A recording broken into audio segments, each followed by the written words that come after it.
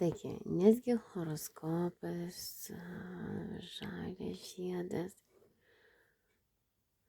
bet žuvų, aš galvojau, kad dievidukų bus horoskopo ženklas žalia spalva.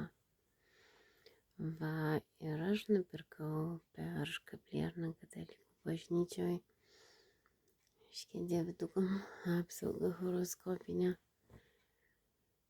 Kai bus toli nuo bažnyčios, kai bus kažkur sudėtingai gyvenantis, kad niekas nepavogtų iš žuvų, to žalio akmenėlio, kuriame daugybė maldų, kad žmonės tikėtų katalikybę, kad žmonės tikėtų talismanais, kad žmonės galėtų viltis amžinam dangui, kuris yra kaip ateinantis chlorofilas žalias.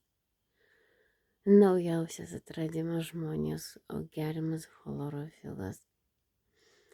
Taigi, šiandien aš jį, man atvežė kurjeris, įsigijau.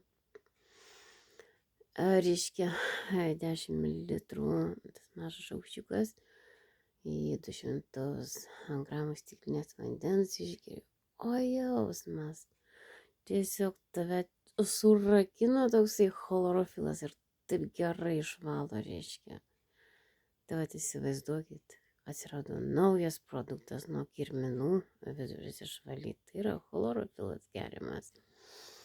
Va, ir kokioj online parduotuvė aš pirkau, vat.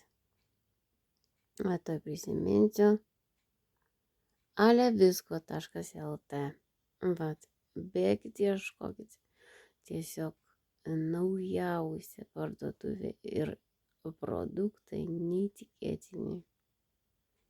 Iš tikrųjų, medicina žalia, reiškia, pobūdžių laikų. Tikrai nepasigailėsit, siūlau išmėginti debesylą nuo visų dusulių slogų, kur reiškia stukačino gazą, reiškia, su sovietmečiu, kol visos nahui gazo sovietmetis praėjęs. Ir žmonės nustoja tikėti žydais ekstremistais, o pradėjo tikėti natūralia medicina.